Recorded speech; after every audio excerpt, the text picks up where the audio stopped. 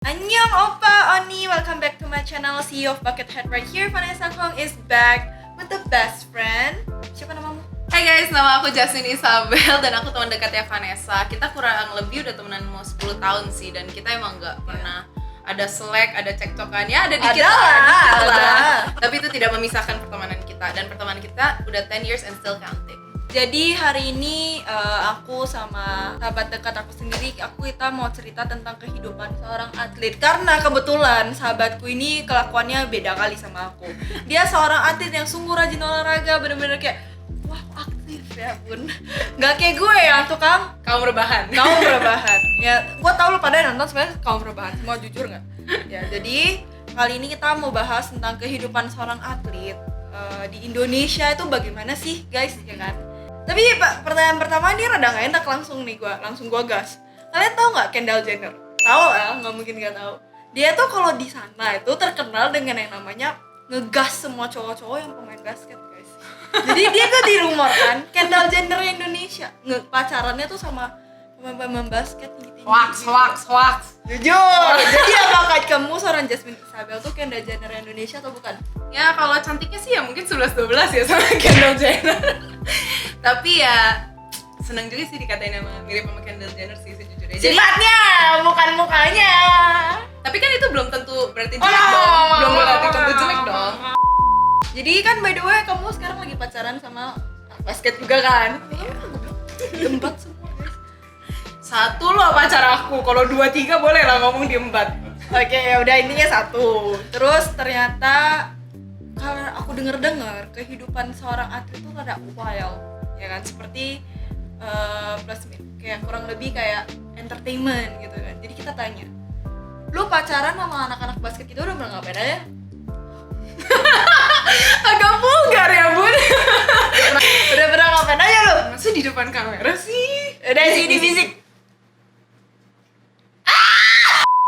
Kepo ya, penasaran ya? Coba tebak. Ya umur dia sama kayak aku guys, 20 tahun. Surprise gak? Gue 20 tahun loh, gue belum pernah reveal gue umur berapa. Tapi udah pernah ngapain aja ya, cukup tadi bisikan ke gue ya, cuma telinga gue hampir kebakar sumpah. Nah, jadi Gak sevulgar yang kalian kira sih sebenarnya. Dia emang lebay anaknya. Lebay. Dramatis. Oke, terus next. Terus by the way kan gue tahu lu sekarang nggak basket lagi kan. Dulu tuh dia seorang pemain basket aktif lah. masuk tim. Tapi sekarang dia nggak basket lagi. Kenapa? Ya singkat ceritanya kayak gue start awal karir basket itu emang bisa dibilang cukup telat sih. Jadi gue baru benar-benar serius dari SMA.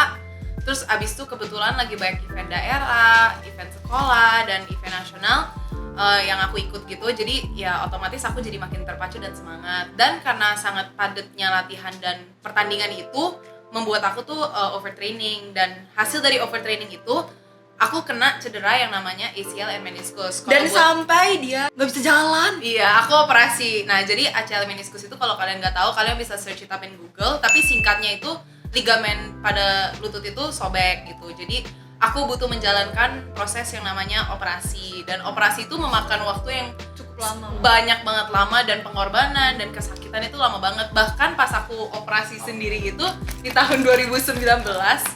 Orang tua aku dan cici aku tuh lagi pergi ke Amerika, jadi di rumah aku sendiri, bener-bener sendiri. Anak buah. Nah, karena aku punya sahabat aku ini yang udah 10 tahun, dia nemenin aku dari dia jenguk aku ke rumah sakit, sampai aku pun nginep di rumahnya sampai 3 minggu mau sebulan ada kali itu aku pakai tongkat. Iya, Dibantuin, bahkan dia dia waktu itu kerja pagi, dia anterin gue dulu ke UPH, gue kuliah dia anterin, padahal dia anaknya nggak bisa bangun pagi, tapi dia anterin gue jam 9 pagi. Sorry ya Beb, kalau lu suruh gue ngapa-ngapain gue nggak bangun, tapi kalau temen Beb gue suruh bangun. Ya intinya kayak gitu sih. Terus Okay. ya jadi itu yang menghambat gue dan gue memutuskan untuk slow down di karir basket. Oke, tapi ini sebenarnya pertanyaan yang gue pengen tanya, tapi selama ini gue jujur gue belum pernah tanya sama lu sih. Enggak, ini yang positif. Kayak yang kayak literally normal gitu loh. Kalau lu jadi pemain atlet basket di Indonesia, lu bisa nggak sih make a living out of it? Ini gue penasaran jujur, karena kan gue belum pernah nanya lu kan kalau kita lagi ngobrol-ngobrol Iya. gini. Kayak kalau personal buat sebagai atlet ya, kalau lu bisa hidup dari basket, menurut gue lu bisa banget. Lu sebagai atlet tuh lu masih bisa hidup gitu, lu masih berkecukupan untuk hidup. Tapi ya dengan kondisinya sekarang yang kayak ada covid gitu-gitu kan, itu benar-benar menghambat semua. Jangankan atlet, kalian yang punya bisnis aja pasti bisnisnya turun kan. Nah apalagi atlet, terutama perempuan ya, di Indonesia itu gak seberkembang yang laki-laki gitu. Jadi aku juga di sini pengen nekenin gitu sih, kayak sebenarnya kita tuh gak boleh rasis terhadap gender, kayak laki-laki diutamakan, cewek tuh diterbelakangkan. Gak bisa, kita tuh sebenarnya sama. Kalau misalnya event cowok bisa jalan, kenapa event cewek gak bisa jalan? Gitu sih. Tapi kalau bisa dibilang hidup bisa. Tapi banyak banget orang tuh yang mikir kalau misalnya atlet itu gak bisa hidup. Jadi kayak atlet tuh kayak, gue juga awalnya jujur gue mikir kayak, ngapain sih jadi atlet gak ada duitnya. Sumpah jujur, bukannya gimana ya. Banyak banget orang yang mikir kayak gitu. Tapi ternyata gas, gue baru tahu sekarang ada ya berarti. Nah, terbukti nggak dari atlet, misalnya bulu tangkis deh yang kemarin menang Olympics? Itu beda, itu udah nasional kan. Ya kan emang atlet basket nggak bisa nasional. Ya maksudnya kayak, maksud gue tuh kayak literally buat kalau yang oke, anggapannya tuh bisa lah ya. Kan maksudnya kalau lu mau terjun ke atlet tuh ya harus bener-bener jadi atlet. Lu nggak bisa cuma setengah-setengah yang cuma masih main pemain, buat kalau lu masih sekolah. pemain daerah gimana? Ya masih pemain kecil-kecil lah. Ya nggak bisa lah, lu tetap harus bersaing, lu harus menjadi yang terbaik kalau lu mau jadi atlet. Bisa. Makanya kalau mau tuh langsung serius. Iya, kalau kalian mau tuh gak ada yang namanya setengah-setengah sebagai ada atlet. Kalian tuh harus go hidup all the way nggak through bercanda, gitu. sumpah. Terus kalian kalau di tim-tim biasa itu kalian tuh diperlakukan tuh gimana sih? Fair nggak sih? Fair tuh maksudnya gimana nih? Kayak senioritas junioritas atau? Iya kayak gitu-gitu, biasa ada yang kayak pembulian kayak selama misalnya lu lagi ada mau tanding terus tiba-tiba kayak gimana ya, kayak nggak suka gitu, dia baru masuk di pilih, gue udah lama di sini kayak bully. ya sejauh ini sih yang kayak kalau aku pernah ikut tim gitu sih gak ada sih gitu. Mungkin senioritas junioritas juga gak terlalu yang bagaimana yang kayak sampai junior dia tuh dibully gitu-gitu sih, yang selama aku jalanin sih gak ada. Tapi ya memang sebagai junior kalian harus bisa respect sama yang senior gitu. Respect. Iya. Tapi respect itu tuh nggak bisa main kayak gue harus respect sama lu, nggak bisa lu mesti kayak punya tuh sendiri mesti gini kayak. Iya, lu nggak bisa nuntut orang untuk mau respect sama lu. Lu harus gain that shit. Oh my god, shit. Ada lagi nggak yang lu mau sampaikan? Gue mau sampein. Jadi sekarang syutingnya kita lagi ada di studio Summer Beauty Studio, dan gue suka banget, gue impress banget sama temen deket gue sendiri. Gue bener-bener proud lah sebagai teman dekatnya, dia bisa punya studio yang benar-benar cantik banget. Ini Be right back. ini studio kecantikan dimana kalian tuh bisa bikin kuku, eyelash, sulam, bikin veneer. Nah di sini. Dan aku biasanya kalau emang tentang kecantikan aku tuh pasti selalu nanya Vanessa dulu, soalnya dia lebih paham dan lebih pakarnya lah di kecantikan. I'm obsessed with beauty. Nah kalau aku kan agak tomboy ya, jadi kayak aku susah nih. Untung punya teman yang jago beauty nih, kalau nggak gue nggak mungkin cantik kayak gini nih. Coba dia orangnya males banget skincarean, nggak tahu kenapa. Dan gue tampok gitu kan, ini skincare pakai lu tiap hari gitu.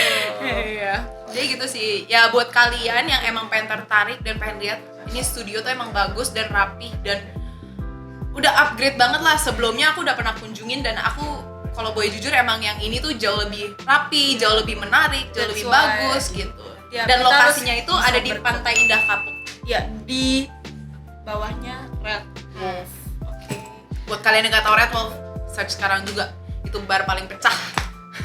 Pecah. Gila lu. Pecah banget deh pokoknya. Tunggu karena kita mau buka Red Wolf yang kedua. Buset, baru buka yang pertama udah mau yang kedua ya Bun. Banyak Cepet ya Bun. duit nganggur gimana? Sumpah susah. Nice. Terus paling pesan-pesan hari ini kalian kalian tuh nggak boleh putus asa tuh jadi orang, harus tetap selalu berkembang. Kalau kalian ngelakuin satu hal tuh kalian harus fokus sama hal itu. Kalau kalian merasa kayak kalian ragu-ragu, mendingan nggak usah deh. Sumpah apapun itu, jangankan tentang hubungan kalian juga jangan kayak gitu. Kalau kalian merasa kalian ragu-ragu, jangan. Bisnis ragu-ragu, jangan. Pokoknya kalau kalian mau melakukan satu harus percaya diri, gas langsung sama sampai habis. Kalau dari gue sih buat pesan-pesan yang pengen jadi atlet atau yang emang udah atlet tapi masih ragu, jangan ragu, persiapin diri kalian karena atlet itu masih bisa hidup. Kalian akan berkecukupan, kalian akan dipandang, kalian akan memiliki nama dan karya kalian sendiri itu yang bisa membanggakan nama negara. Jadi jangan patah semangat walaupun keadaan lagi kayak gini, kalian harus tetap lebih semangat daripada sebelumnya. Nice. Oke guys, so that's it for today video. Jadi kalian jangan lupa buat jadi tim gercep atas video ini, karena aku selalu bagi-bagi rezeki buat tim gercep di Instagram story aku. Don't forget to like, subscribe, and share to your friend, and don't forget to turn on notification. And I'll see you in the next video. Bye bye.